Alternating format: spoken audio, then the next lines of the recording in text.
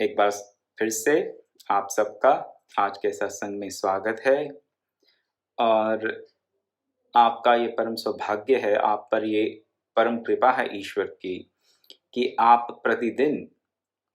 प्रतिदिन शाम को समय निकालकर सत्संग में भाग लेते हैं।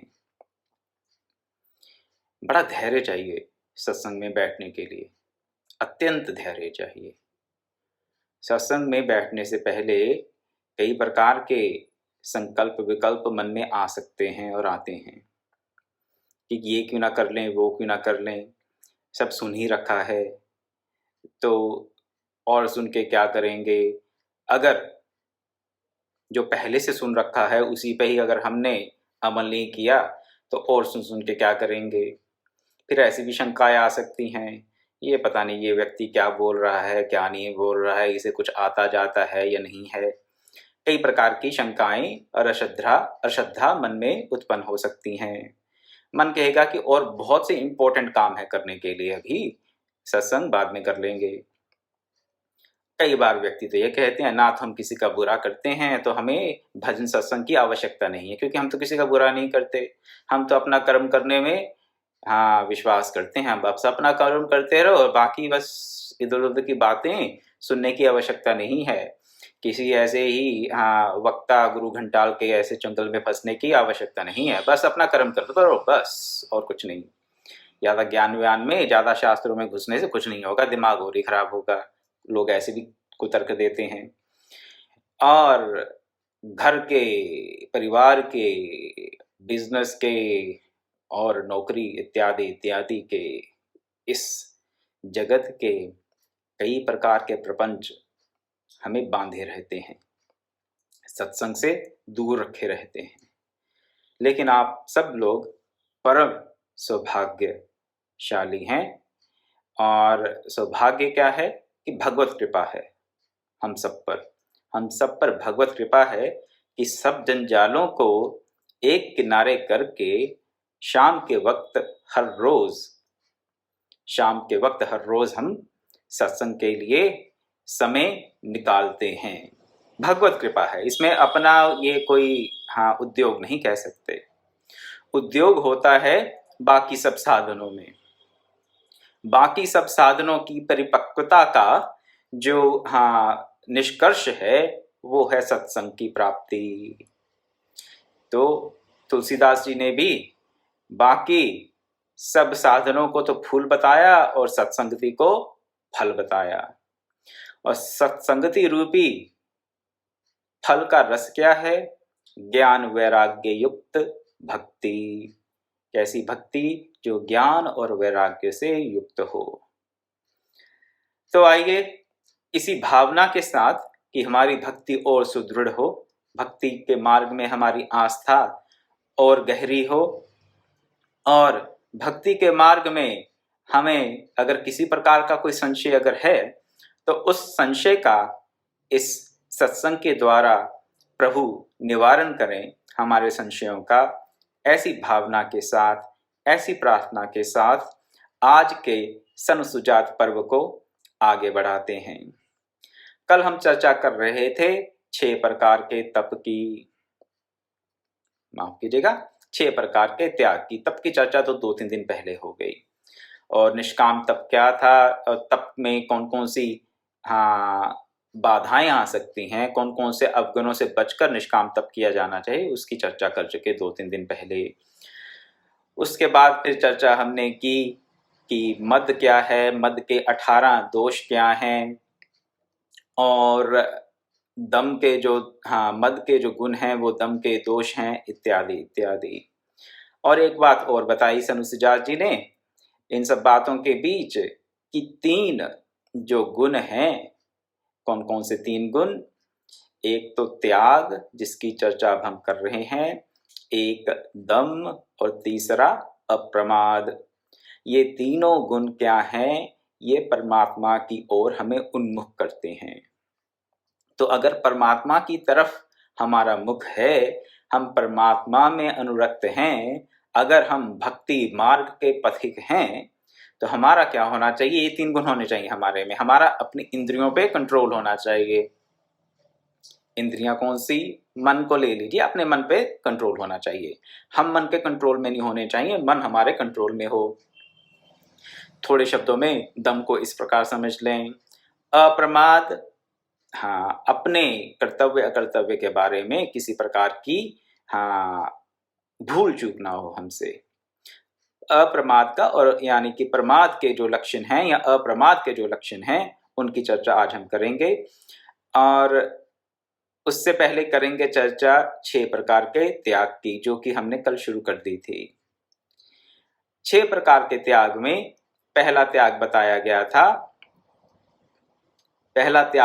गया था कि हम कभी भी लक्ष्मी पाकर हर्षित ना हो, लक्ष्मी को पाकर हर्षित ना हो, किसी प्रकार का धन मिले तो उससे हमारे मन में हर्ष ना हो। और उसके साथ ही साथ तो ये भी हो कि अगर लक्ष्मी चली जाए, किसी प्रकार के धन की हानि हो जाए, तो उससे हमें शोक की प्राप्ति ना हो। लक्ष्मी आए तो हर्ष ना हो, जाए तो शोक ना हो। दूसरा प्रकार का त्याग बताया गया कि अपने धन क्या इष्ट और पूर्त कर्मों में व्यय, यज्ञ याग आदि में व्यय करें, यज्ञ में अपने धन को लगाएं।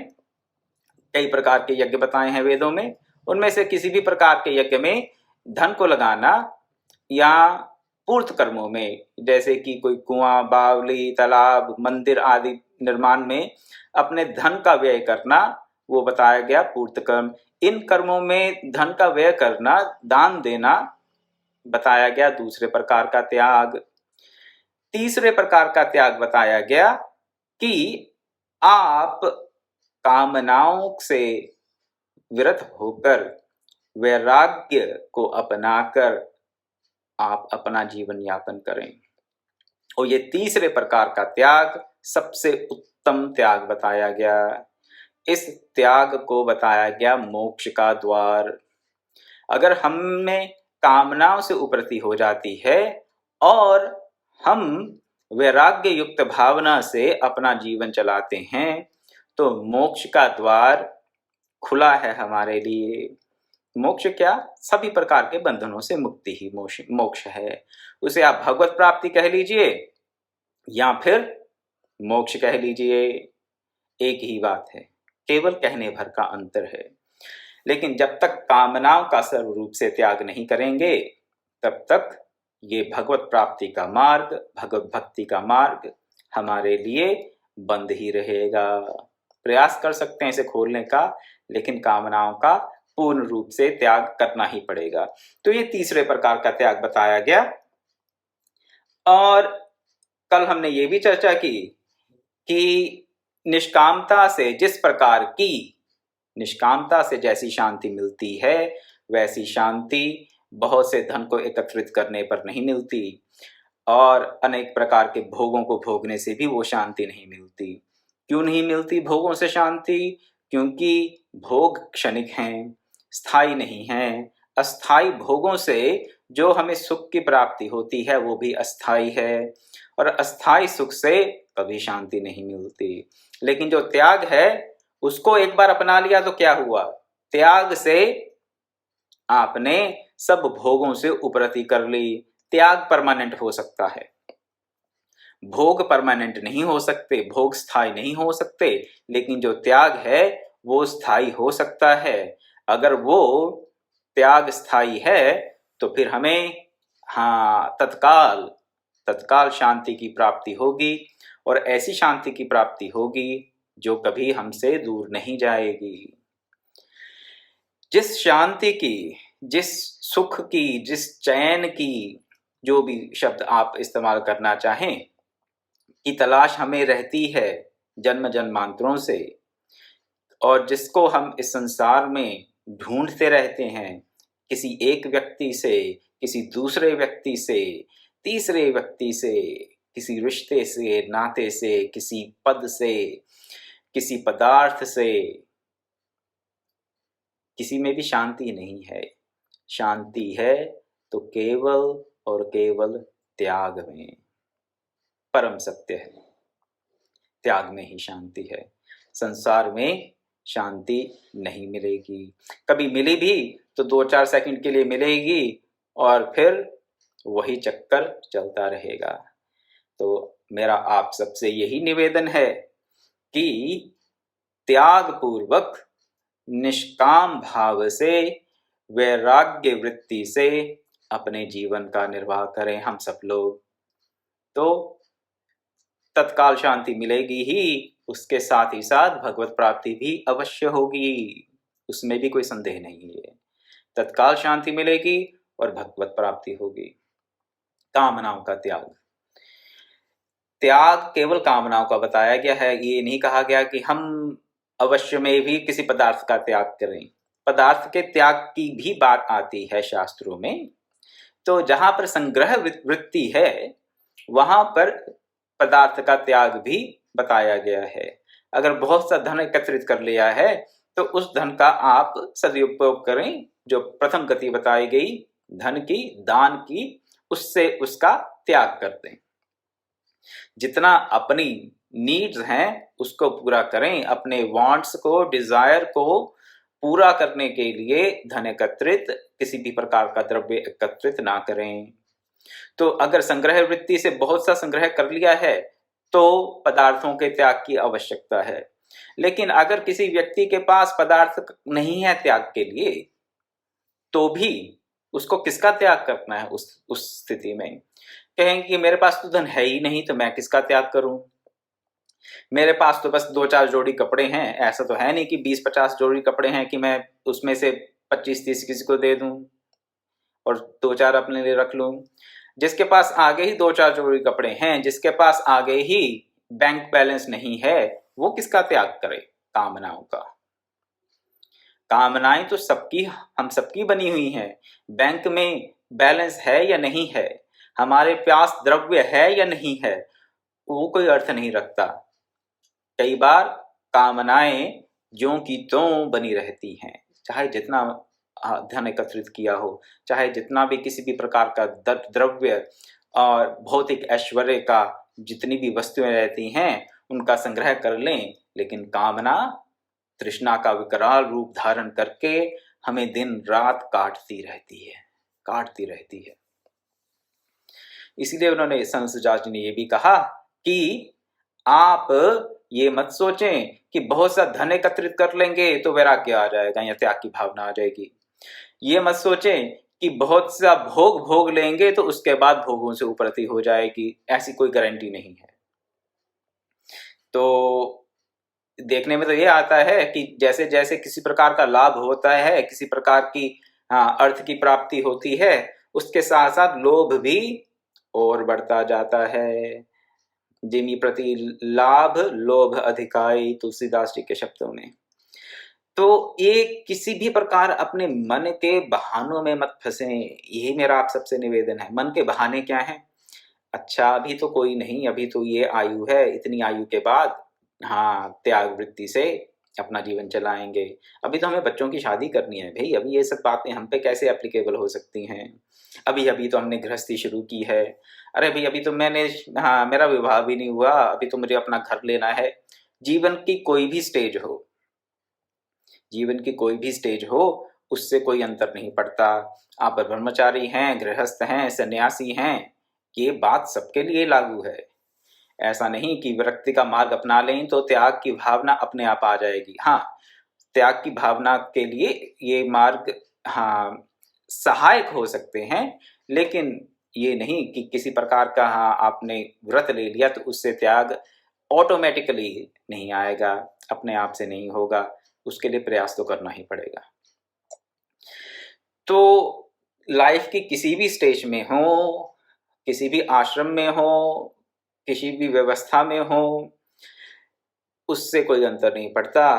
त्याग की जो मूल भावना है उसको हमें खुद ही अपने पुरुषार्थ से अपनाना पड़ेगा। तो मन 50 तरीके के आपको आर्गुमेंट देगा, ये इसके बाद कर लेंगे, या अभी तो ऐसा है भाई मैं नहीं कर सकता।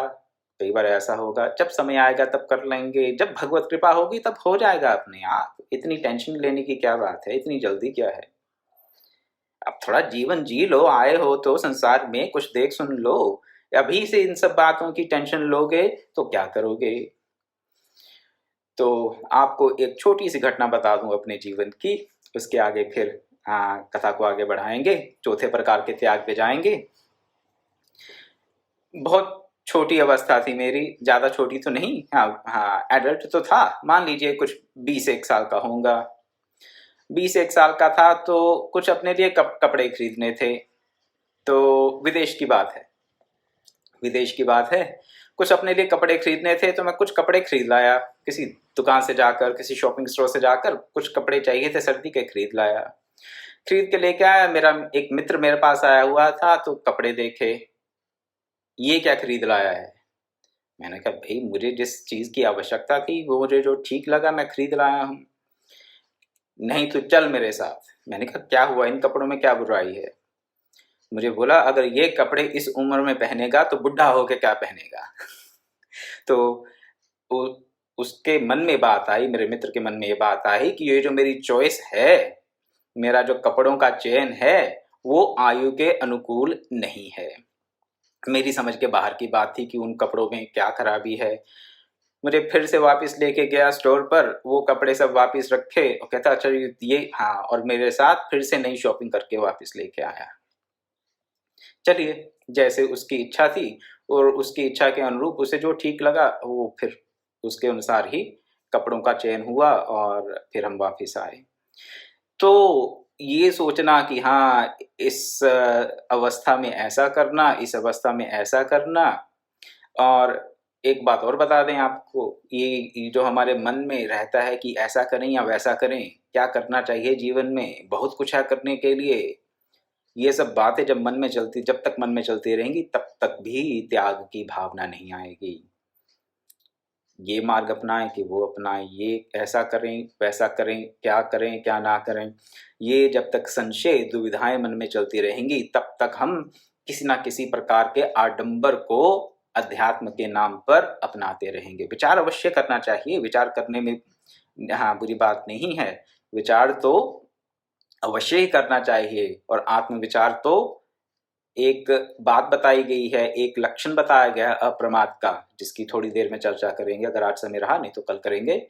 लेकिन मैं आपके सामने बात ये रख रहा था कि अगर मन में ये संशय उठते रहें, कई बार अध्यात्म के मार्ग पे भी संशय उठ जाते हैं, इस ग्रंथ का अध्ययन करें कि उस ग्रंथ का अध्ययन करें, इस गुरु की बात सुने कि उस गुरु की बात सुने, भक्ति का मार्ग अपनाएं कि ज्ञान का मार्ग अपनाएं या कर्मयोग का मार्ग अपनाएं।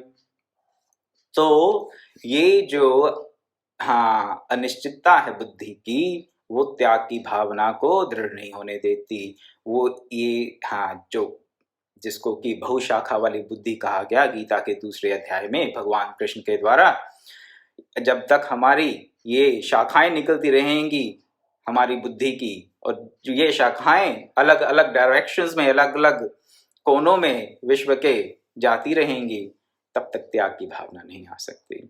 एक निष्ठ हों और मन में एक धारणा बनाएं, उसके अनुसार फिर अपना जीवन को चलाएं, उसके साथ साथ फिर त्याग की भावना अपने आप दृढ़ होगी। लेकिन जब तक अलग अलग बातें, दुविधाएं, संशय मन में घूमते रहेंगे, तब तक हमें ये मैं क्यों बता रहा हूँ आपको बात, क्योंकि कई बार हमें लगता है कि हाँ हमें तो कोई इंटरेस्ट ही नहीं है जी, हम तो कुछ नहीं, हम तो हम बड़े त्यागी हैं, हमें किसी चीज़ से कोई मतलब नहीं, किसी वस्तु से, किसी व्यक्ति से। हम घर में रहते हैं ठीक है, हाँ पत्नी है, बच्चे हैं, माँ बाप, जो भी भाई बंधु मित्र सुहृद हैं, लेकिन हमें कोई मतलब नहीं है, हम तो अपना आराम से रहते हैं। ऐसी भावना आ जाती है मन में कई बार हमारे। उस भावना से क्या होता है कि हम ये धारणा बना लेते हैं कि हम त्यागी हैं, लेकिन त्यागी होते नहीं हैं। उसके लिए एक क्राइटेरिया बता रहा हूँ आपको, ये कसौटी बता रहा हूँ आपको, ये अपने लिए भी मैं लागू करता हूँ, सबके लिए है, हम सबके लिए है। क्या कसौटी है, अगर अब भी मन में दुविधाएं आ रही हैं कि ऐसा करना चाहिए, वैसा करना चाहिए, कैसा करना चाहिए, ये करें या नहीं करें, भांति भांति के विचार अगर मन में उठ रहे हैं, तो अभी त्याग की भावना नहीं आई। क्योंकि जब ऐसे संशय होंगे मन में तो क्या होगा, शांति होगी नहीं, नहीं हो सकती शांति। संशयात्मा विनश्यति, लेकिन ऐसे संशय मन में रहेंगे तो त्याग नहीं है। क्यों नहीं है? क्योंकि त्याग से अनंतर शांति प्राप्त होती है। त्यागात् शांतिरनंतरम। तो अपने स्वाध्याय के लिए आपके सामने ये सूत्र रखा। इसके साथ ही एक बात और याद आ गई जो आपके सामने रख दूं। एक बार विदेश यात्रा में हमारा कभी भेंट हुई एक सज्जन से। बहुत वर्षों की उनकी तपस्या थी, साधना थी, बड़े तपस्वी व्यक्ति थे, बड़े तेजमय व्यक्ति थे और धनी भी थे। उनको उनकी ये धारणा बन गई थी कि मुझे किसी से, हाँ, अपने धन से मुझे कोई ज़्यादा नहीं है, कोई आसक्ति नहीं है, ये नहीं है। तो ये उनकी कोई, हाँ, दोष आपके सामने रखने के लिए नहीं कह रहा, लेकिन ये अपने आत्म अनुसंधान के लिए बात आपके सामने रख रहा हूँ। क्या था, हाँ, मुझे कहते कि देखिए मुझे तो कोई मतलब नहीं है इन सब चीज़ों से, धन है नहीं है ठीक है, मुझे तो वही 2 रोटी खानी है और बस अपना आराम से रहता हूँ, भजन करता हूँ। और सत्य बात थी, बड़े अपना सात्विक जीवन जीने वाले व्यक्ति थे, इसमें कोई संशय की बात नहीं। लेकिन कामनाएं कैसे कैसे चोर दरवाजे से हमारे मन में घुस जाती हैं, ये बात आपके सामने रख रहा हूँ। ये सब कुछ होते हुए भी उनके मन में एक भावना आ गई। क्या भावना आ गई? कि मैंने आज तक मर्सिडीज गाड़ी नहीं खरीदी। अपने आप को वैसे वानप्रस्थ बोलते थे कि मैं तो वानप्रस्थ जैसा जीवन जीता हूँ, और वो जीते भी थे, जीते थे। उनके साथ मुझे कुछ दिन रहने का सौभाग्य प्राप्त हुआ और मैंने देखा कि वो वानप्रस्थ के जैसा ही जीवन जी रहे थे विदेश में रहकर भी। परंतु उनके मन में एक भावना, हाँ, कामना आई। क्या कामना आई? कि मैंने मर्सिडीज गाड़ी कभी नहीं खरीदी, तो एक मर्सिडीज खरीद लेते हैं। ऐसे ही ये जब बस एक की बात आ जाती है, किसी एक कामना, बस एक कामना को पूर्ण कर लें, तो वो अपने साथ 10 कामनाओं को और लेके आने के लिए तैयार हो जाती है। इससे बचें, यही मेरा आप सबसे निवेदन है कि किसी भी प्रकार की कामना हो उसका त्याग कर दें। त्याग, कामना का त्याग करें। इस बात को बार बार इसलिए कह रहा हूँ, इसको आप कृपया मेरा पुनरुक्ति दोष ना समझें कि बार बार एक ही बात को बोल रहा हूँ। इस बात को अलग अलग तरीके से इसलिए आपके सामने रख रहा हूँ क्योंकि ये कामना का त्याग, तीसरे प्रकार का त्याग जो है, ये मुक्ति का, भक्ति का द्वार है। तत्काल शांति प्राप्त होगी और भगवत प्राप्ति का द्वार भी खुल जाएगा। चलिए उसके आगे अब चौथे प्रकार का जो त्याग है उसमें क्या कहते हैं कि कर्म सिद्ध हो या ना हो उसके लिए दुख या ग्लानि ना करें। क्या? कर्म सिद्ध हो या ना हो उसके लिए ग्लानि ना करें, दुख ना करें। अब इसका क्या अर्थ हुआ जी? हमने तो बड़े चाव से, बड़े भावना से, भगवत भाव से अभिभूत होकर भागवत सप्ताह का आयोजन किया था और फिर क्या हुआ? कोरोना काल आरंभ हो गया। किसी भी प्रकार के आयोजन पर लोगों के एकत्रित होने पर रोक लग गई। ओहो, कितने महीनों की हमारी मेहनत थी, इतना हमने बुकिंग कर रखी थी, इतने लोगों को निमंत्रण भेज रखा था, ये सब अरेंजमेंट कर रखा था कि भागवत की कथा होगी, लेकिन हो नहीं पाई। बहुत दुख हो रहा है। क्यों? क्योंकि जो कर्म करना चाह रहे थे उस कर्म की सिद्धि नहीं हो पाई। तो कर्म की सिद्धि हो या ना हो, अपने मन को समभाव में रखें। उसके लिए कर्म की असिद्धि में किसी प्रकार का हम दुख अपने मन में ना लेके आए। ये चौथे प्रकार का त्याग है। त्याग तो ये भी बहुत इंपॉर्टेंट है। इस त्याग में क्या छिपा है? इस त्याग में कर्मयोग का संदेश छिपा है। कर्मयोग का संदेश छिपा है यहाँ पर।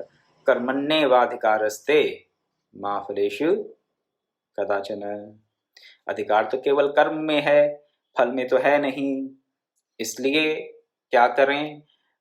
फल मिले ना मिले, कर्म की सिद्धि हो या ना हो, उसके चलते किसी प्रकार का शोक या ग्लानि अपने आप को ना महसूस होने दें। गीता में भी फिर कहा गया, योगस्थ कुरु कर्माणि संग त्यक्त्वा धनंजय सिद्ध्य सिद्ध्योः समो भूत्वा समत्वं योग उच्यते। समत्वम योग उच्यते, समत्व ही योग है। समत्व किसका? कर्म की सिद्धि होगी तो भी संभाव, कर्म की सिद्धि नहीं हुई तो भी संभाव। यहाँ पे कर्म फल के त्याग की ही भावना छिपी है। इस त्याग में, चौथे प्रकार के त्याग में, किसको त्यागने की बात की गई है? कर्म के अच्छे बुरे फल का त्याग करने की बात की गई है। तो ये चौथे प्रकार का त्याग हुआ, जिससे कि समत्व बुद्धि कहा जाता है। समत्वम योग उच्यते निर्दोषम ही समम ब्रह्म। इन शब्दों से इस मानसिक स्थिति का अवलोकन कराया गया है गीता में।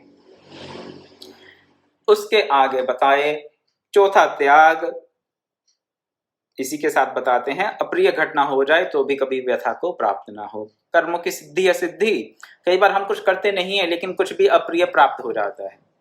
दैव योग से कह लीजिए, किसी और के कर्म के फलस्वरूप, अपने कर्म से नहीं, किसी और के कर्म से, या दैव योग के फलस्वरूप किसी प्रकार की अप्रिय घटना हो जाती है। उस स्थिति में भी दूसरे को दोष ना दें, दैव को दोष ना दें, विधाता को दोष ना दें, और अपने आप को भी ना कोसें। क्या करें? मन को शांत रखें, मन को शांत रखें। अप्रिय घटना हो जाए तो व्यथा को प्राप्त ना हो। अपने कर्मों की सिद्धि और असिद्धि में भी व्यथा को प्राप्त ना हो, दुख को प्राप्त ना हो, शोक को प्राप्त ना हो, और साथ ही साथ किसी दूसरे के कर्म से दैव योगवश, नेचुरल कैलेमिटीज कह देते हैं जिसे, कोई भूकंप, कोरोना इत्यादि, उसके कारण अगर हमें किसी प्रकार की अप्रिय घटना प्राप्त हो जाती है तो उसके लिए भी मन में व्यथा ना करें। समत्वम योग उच्यते। पांचवा त्याग बताया गया, अपने अभीष्ट पदार्थ, स्त्री पुत्र आदि की कभी याचना ना करें। ये हमें बहुत बीमारी है, बड़ी बीमारी है हम लोगों को। भक्ति के नाम पर अपने मनोवांछित फलों की प्राप्ति करने, हाँ, ये हमारा स्वभाव बन गया है। और ये पांचवा त्याग है क्या? कि किसी भी प्रकार की प्रिय वस्तु की याचना ना की जाए।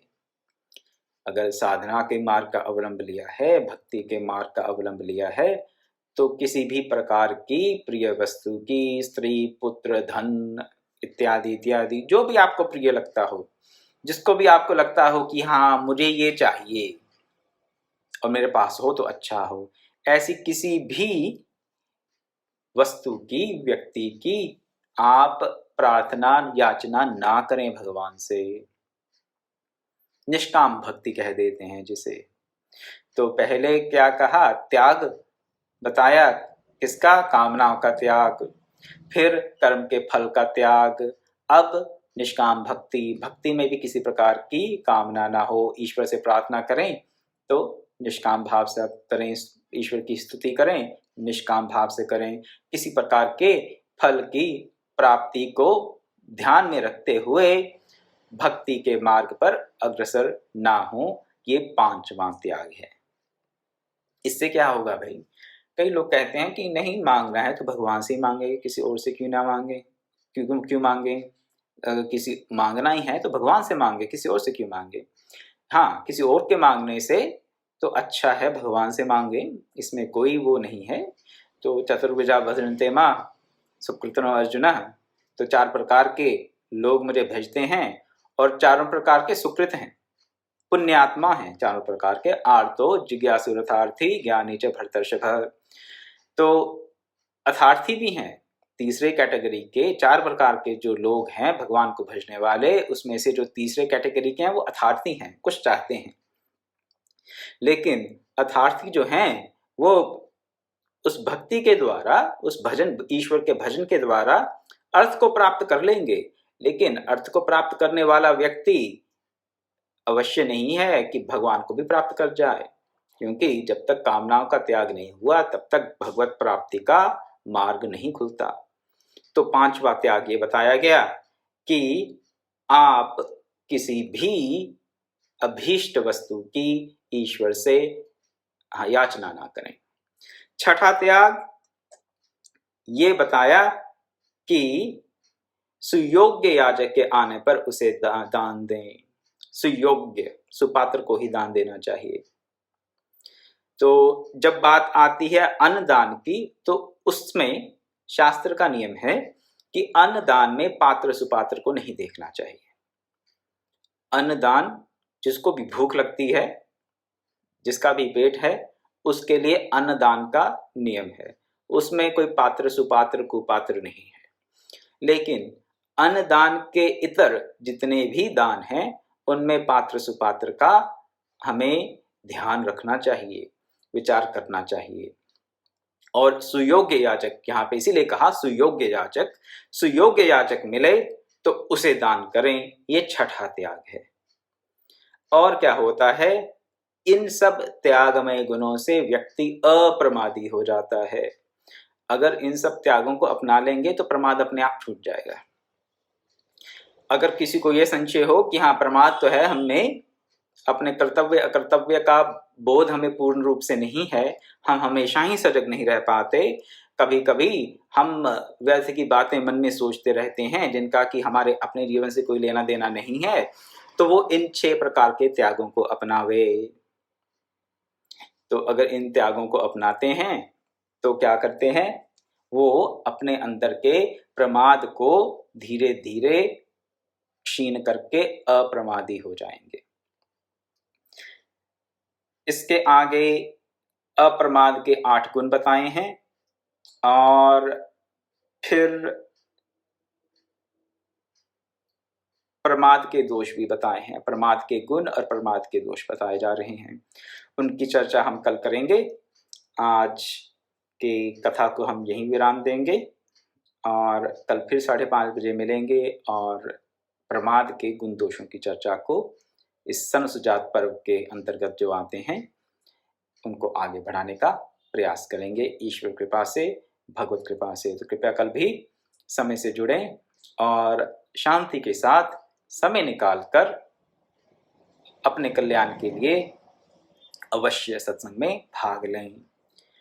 ओम पूर्णमदः पूर्णमिदं पूर्णात् पूर्णमुदच्यते पूर्णस्य पूर्णमादाय पूर्णमेवावशिष्यते। ओम शांति शांति शांति। हरि ओम तत्सत्।